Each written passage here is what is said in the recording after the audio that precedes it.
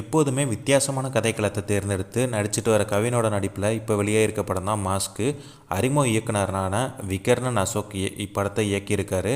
இப்படத்தில் ஆண்ட்ரியா கதையோட ஹீரோயினாக நடிச்சிருக்காங்க. மேலும் தயாரிப்பாளர் சொக்கலிங்கம் கூட இணைந்து ஆண்ட்ரியாவும் இந்த படத்தை தயாரிச்சிருக்காங்க. பெருசாக எதிர்பார்க்கப்பட்ட இந்த மாஸ்க் படம் எப்படி இருக்குன்னு பார்த்துடலாம். டிடெக்டிவாக இருக்கிற கதாநாயகன் வேலு, அதாவது கவின், தன்கிட்ட வரும் கஸ்டமர்களோட தேவைகளை பூர்த்தி செய்கிறாரு. கஸ்டமர்னு இல்லாமல் யார் வந்தாலும் சரி, யார் வந்து அவர்கிட்ட மாட்டுறாங்களோ அவர்கிட்ட பணத்தை கறந்து விடுறாரு. பணம் மட்டும்தான் இந்த உலகத்தில் ஒரே தேவை அப்படின்னு சொல்லிட்டு அந்த நேக்கத்தோட வாழ்கிற நபர் தான் இந்த வேலு.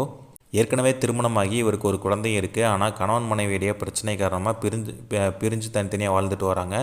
இந்நிலையில் ரதிங்கிற பெண்ணை பார்க்குறாரு. ரதி யாருன்னா ருஷானி சர்மா.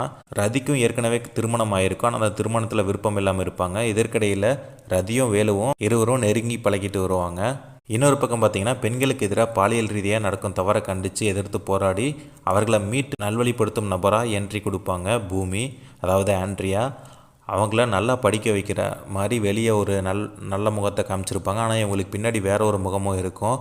தன்கிட்ட வர பெண்களை வைத்து அரசியல்வாதிகளோட தேவைகளை பூர்த்தி செஞ்சு அதை வீடியோவும் எடுத்து வச்சுருப்பாங்க. இந்நிலையில் தேர்தலில் போட்டியிடுற அரசியல்வாதியான பவன் பூமிக்கிட்ட 440 கோடியை கொடுத்து தொகுதி முழுவதும் இந்த பணத்தை யாருக்கும் தெரியாமல் கொடுக்க சொல்லுவாங்க. ஆனால் பணத்தை தன்னோட சூப்பர் மார்க்கெட்டில் ஆண்ட்ரியா பதுக்கி வச்சுருப்பாங்க. அந்த சூப்பர் மார்க்கெட்டில் எம்ஆர் ராதாவோட மாஸ்க்கை போட்டுட்டு ஒரு சில கொள்ளை கும்பல் கொள்ளையடிச்சிட்டு போகும். அந்த கொள்ளையடிக்கிற இடத்துல வேலுவும் வந்துடுறாரு. பணத்தை கொள்ளையடிச்சு விட்டு அந்த கும்பல் கிளம்பி போயிடுறாங்க.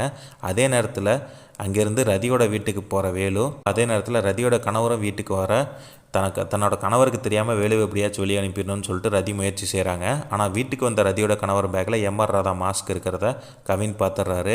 சூப்பர் மார்க்கெட்டில் கொள்ளையடித்தது இவனாக இருக்குமோ அப்படின்னு சொல்லிட்டு அதிர்ச்சியில் உறைஞ்சு போகிறாரு. இதற்கு பின்னாடி என்ன நடந்திருக்கும், 440 கோடியை கொள்ளையடிக்க என்ன காரணம், இதுலேருந்து கவின் தப்பிச்சாரா இல்லையாங்கிறதா இந்த படத்தோட மீதி கதை.